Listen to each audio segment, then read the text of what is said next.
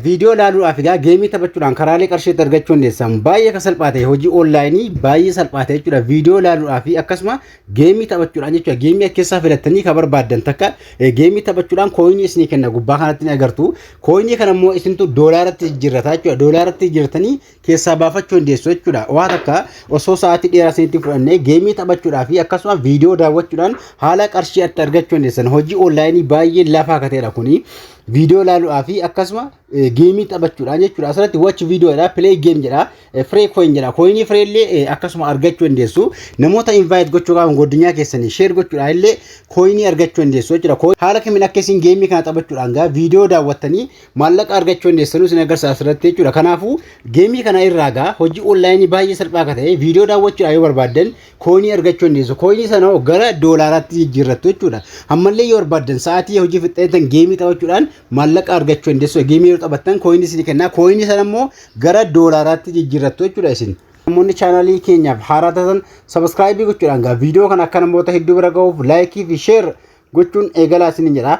Egaa kana eegaluuf gaa awwala application kana argachuudhaaf gaa original isaa akkasuma Play Store gubbaarra ni argattu garuu appii isa originala argachuudhaaf yookaan immoo application isa dhugaa argachuudhaaf gaa Telegram koroo seentan isinii bareedaadha. Telegram irra seenuudhaan gaa bakka barreessa irratti Hussein Official jettanii yoo barreeffattan awwala isinii bahaa gaa warri haaraa ta'an join gochuudhaan gaa keessa seentu jechuudha. Eega seentanii appiin kun isa kanadha.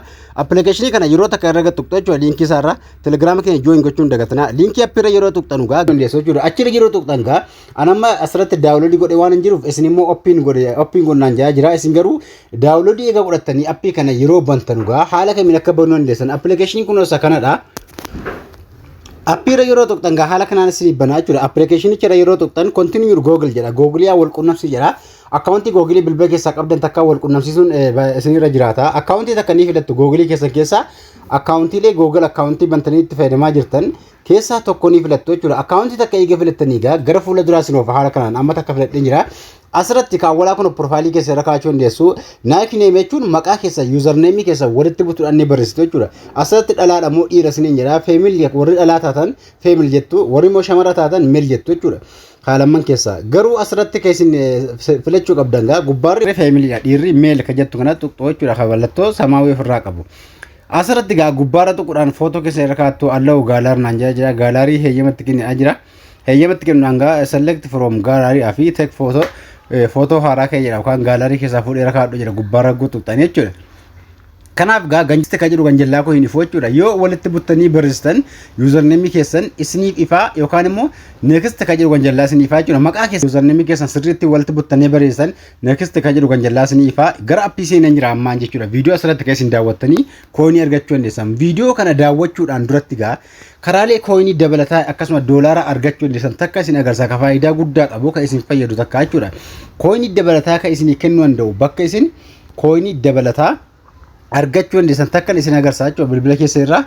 Asirratti gaa geemii taphachuudhaan duratti karaalee itti isin akkasuma coinii dabalataa yookaan doolaara argachuu dandeessan takka isin agarsiisa jechuudha. Asirratti maal gootu dhuftanii invite code ka jedhu. Invite code irraa asirratti tuquudhaan keessanii seentu jechuudha. Yeroo takka achirra eega tuqxanii gara fuula duraa eega dhuftanii sanduuqa isinii baasa. Sanduuqa duwwaa kana irratti lakkoofsa ani iskiriinii gubbaarratti isinii barreessu kana itti naqxu jechuudha. Coinii dabalataa yookaan doolaara dabalataa isinii kafala. Doolaara isinii kenna jechuudha. Koodii kana gaa asirra kan jiru kana itti naqxu yeroo takkaaf asirratti eega naqxanii faayidaa guddaa isiniif qaba. Coinii baay'ee isinii kenna. Coinii dabalataa isinii kenna jechuudha. Kanaaf isinillee kan keessan akkanatti nama gaabbazu yookaan immoo nama share gochuu dandeessu linkii keessan jechuudha.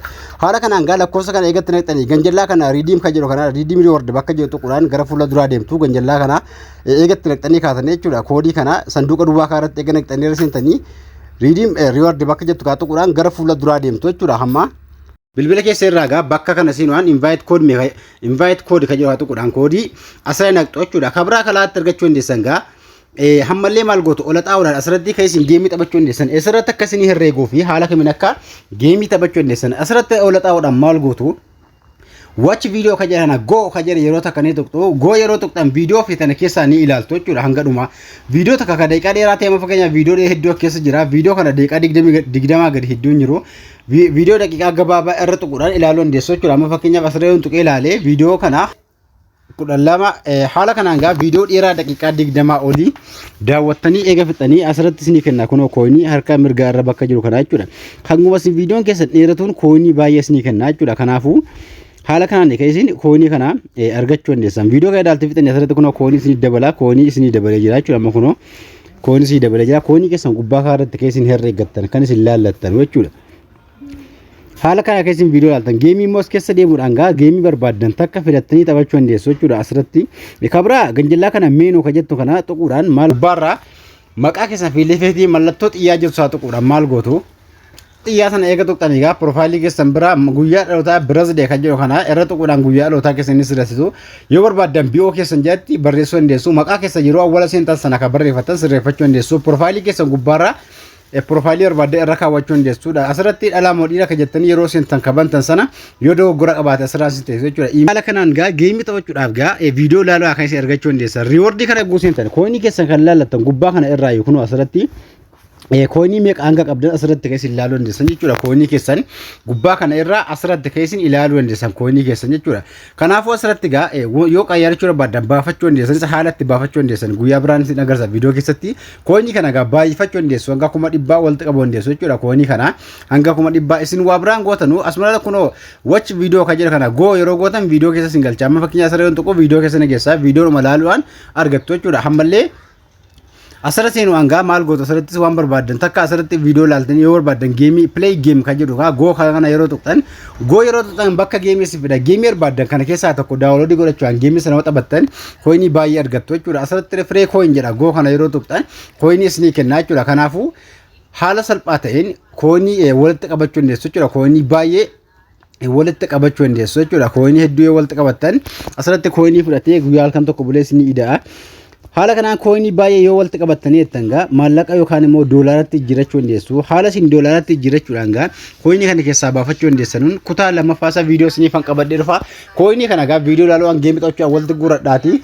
Haala salphaa ta'een baafachuu dandeessu. Haala isin baafattan isin agarsiisa. Haala kanatti fayyadamaa viidiyoo kun akka namoota hedduu bira gahuuf laayikii fi sheer gochuu hin dagatinaa. Hojii onlaayinii eegaltanii addaan hin kutinaa isiniin jedha. Kutaa itti aanu keessatti isin agarsiisa. Haala kanatti fayyadamaa viidiyoo laayikii gochuu chaanaalii telegiraama keenyaa jooyin gochuu hin dagatinaa.